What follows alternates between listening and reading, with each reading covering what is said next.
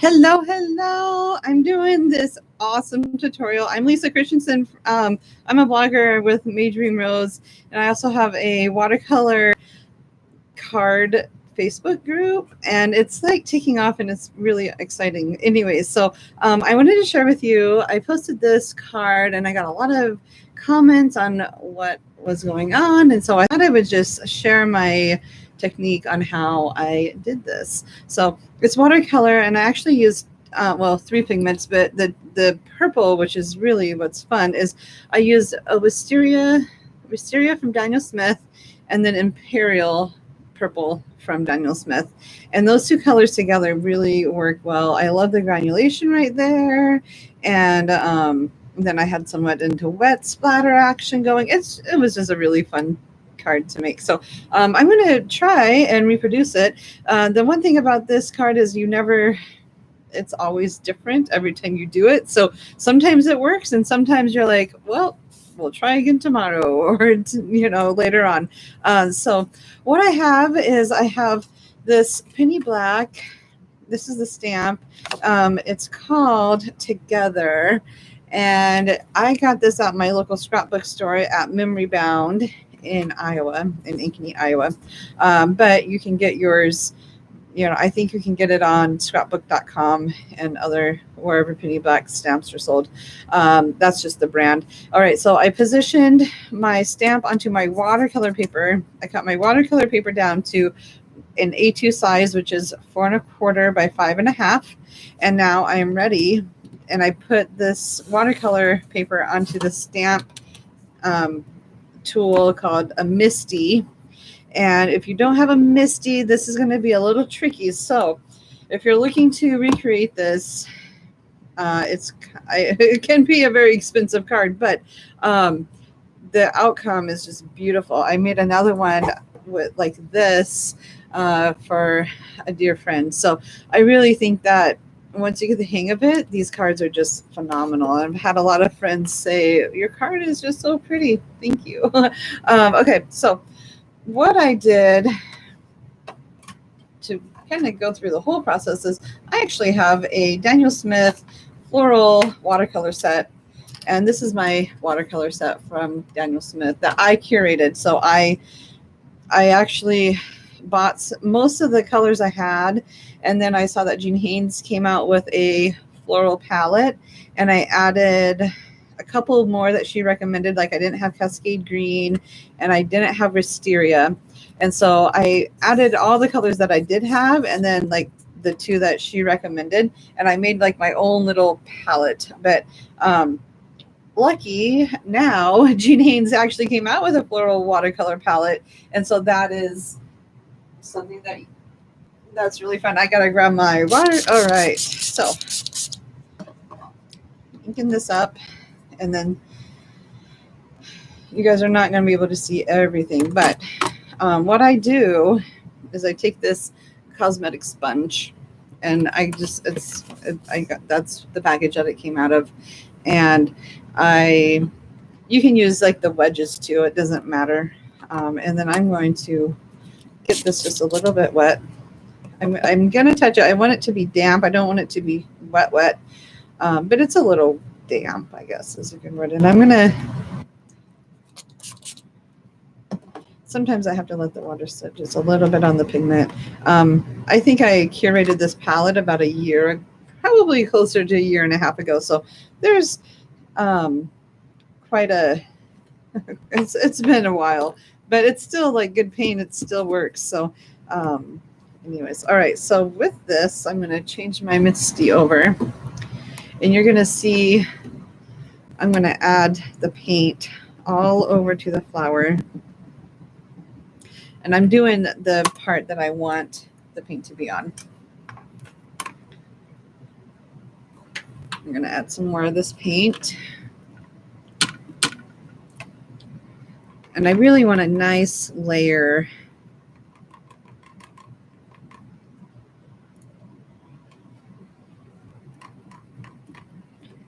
And I go light to dark. I want to work light to dark, just like in watercolor, you work light to dark. Not in the oils or acrylics, you work dark to light, but in watercolor, generally, you work light to dark. I know a couple artists that like to work dark to light if they know where their darks are. And I think that's fun. But for this purpose, we are not doing that. Okay, now comes the fun part. I'm going to stamp right here. I'm going to put some pressure on. And I'm going to let it just sit. It's a very, this is the hardest part, is waiting, but I just put a little bit of pressure on, and then I count, 10 seconds, maybe 15 seconds. I don't know. But you just want to get the pigment set onto the paper. And there is that. And it didn't quite work because my stamp was too dry. So there's still pigment on my stamp. I'm going to spritz it just a tiny bit.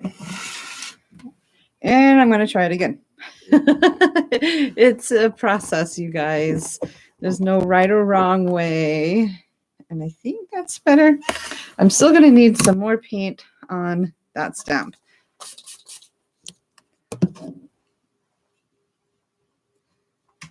I think this is a really fun technique. It does take practice. I taught this class at my local scrapbooking store, actually, like, oh my gosh, it was probably 3 or 4 years ago. And it was fun. We used Tombow markers instead of watercolor. But it's still fun. I still need some more depth. So it does take a little bit of practice. And I think that if I had my paint, if my paint wasn't so dry, it's very dry here, I would have been able to have it done in the first time, but because it's so dry, that makes a difference. Okay, let's try it. And now I'm afraid that I'm just going to get it too wet. And I'm really looking at the ends. I want the ends to be almost perfect, but I think I've lost my. Yeah, there we go. Okay, I'm going to let that go. I'm going to let it be. I'm going to go into my imperial purple now. And I'm going to use like the other side of my sponge. And I'm going to dab that in the middle. So just like that.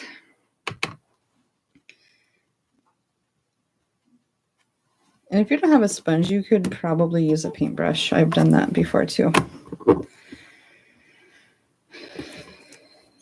There. Okay. Now I'm going to take my brush while it's still on my Misty. And I'm going to paint it. I don't really want to let this is the fun and hard part. You want to be able to make it look watercolored, and it does look pretty watercolored, but I also want to add water. I want to let the outside bleed a little bit so it really adds. And the Wisteria paint is what watercolorists call opaque, meaning that it is not translucent. So that's where you get those really pretty color look from. Anyways, I hope that makes sense. It's just not translucent, so it's opaque. And I think that's the fun part of it. And that I'm covering most of it. Once I get the edges kind of feathered or watered away. And I have to be careful. I don't want to move my paper because I still need to stamp the green, but I do want to get, and the purple is really potent, so I can really move the purple around a little bit too. The stamp does most of the work. I'm just adding where I think it needs a little bit more. And now that I have this wet, and it's all very much wet, I can go ahead and take some of the Wisteria, and I'm going to add some splatter. That's all. That's where I'm getting that atmosphere look. And then, if I remember in the card, I have a little bit of that purple up in here too. So I'll add some of that purple.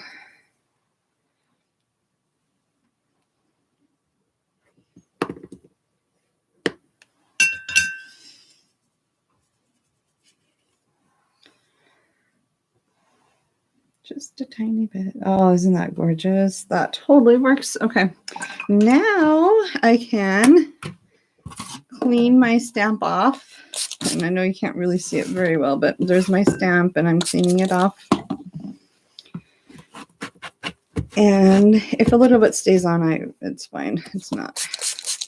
But I mean, you can see how easy this could be. You can make like probably 20 cards in an afternoon if you had to. If you had the time.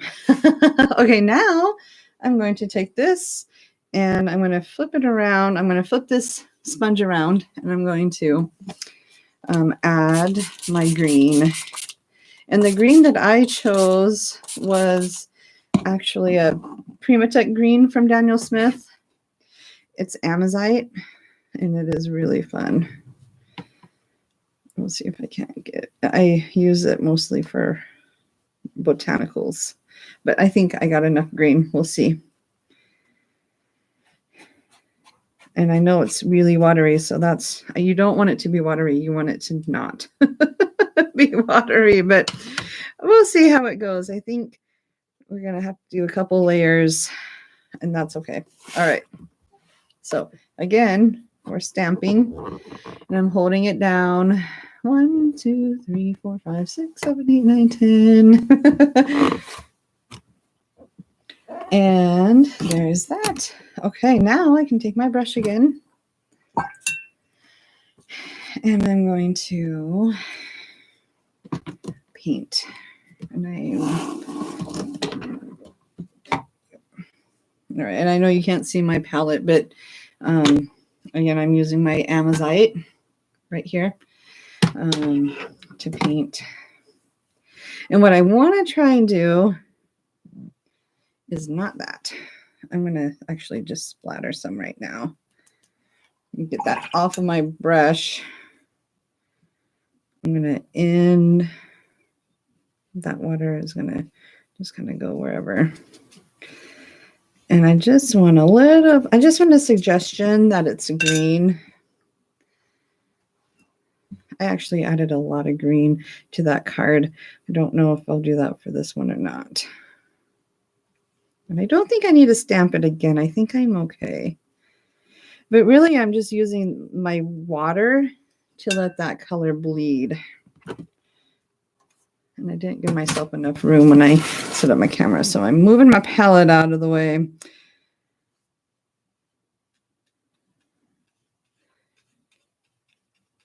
Yeah, and it's going to dry lighter. But there's the idea behind it. Oh, I'm so sorry, you guys. So I am...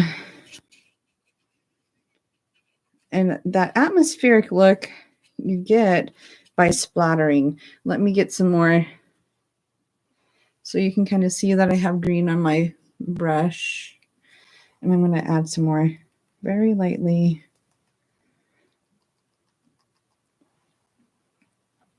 And if I feel like I lost this leaf, I can just paint it in.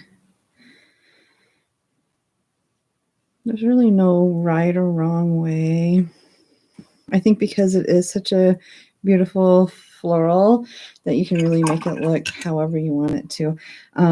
I don't love these splatters, so I'm just going to lightly move them around a little bit so they're a little bit more light to the touch. It is going to dry lighter. And I think I'm going to call that done. And it's over. And I did a card in less than how many minutes? Yeah, 15 minutes and I got this done. Now all I have to do is put a sentiment on it. And I usually match a green that goes with the background. Like I did for this card. I just matched the green to the background. And that's how I got it. Now, if I wanted to, now that that's pretty dry, I could go back in and add purple, a little bit more darker purple. So let's do that just so you can see how that goes.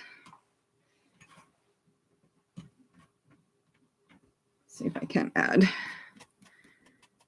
get that depth in, because I do love value in my cards and purple is my darkest value. So it would stand to say that I need to add a little bit more purple. I'm going to spritz it just a tiny bit just to make the watercolor move. And this is my spray bottle. It's almost out of water. I have to refill it. But yeah, I always like to like silently count to 10. I didn't really count to 10, but oh, there we go. There's still paint on here. So I'm going to spritz the whole thing again and see if I can't get any more paint off of it. This Misty is super handy to have if you're new to stamping or new to watercolor and you love the idea of making watercolor cards. This is a Misty would be my first thing to get. But I warn you, it's very addicting because there's so many other things you can do with your Misty. Okay, I really like that. Now I'm done. But another tip that I have, and I'll show you real quick, is if I was going to make like 20 of these cards, all I have to do is mark on my paper where my card was. You can also get those corners, but those corners move. So I just mark on the paper. And then there we go. I got a beautiful card front that will dry and will look something similar to that when it's done drying. And now I can go back with my next card panel and do the same thing over again. And just stick my magnet right there. Definitely need a magnet for this. That's why the Misty is so fantastic, because then the paper won't move. But then you can do the same thing. And the nice thing is that you kind of already have it ready to go. So if you're in a hurry, you can always just stamp it once and then or a couple times, but you already have the colors figured out, so it doesn't take as long. It takes like half the time because you already have it kind of already done for you. So anyways, I hope this was a helpful tutorial. I know I'm not a professional by any means, but I do love making quick and easy floral cards with watercolor, and that's my cheat. But I don't mind saying that it's a cheat because I have the tools. I might as well use them to the best of my abilities. So anyways, it was good to see you guys. I'm waving goodbye to you. Let me know if you have any questions and I will try and get back to you on that. Thanks so much.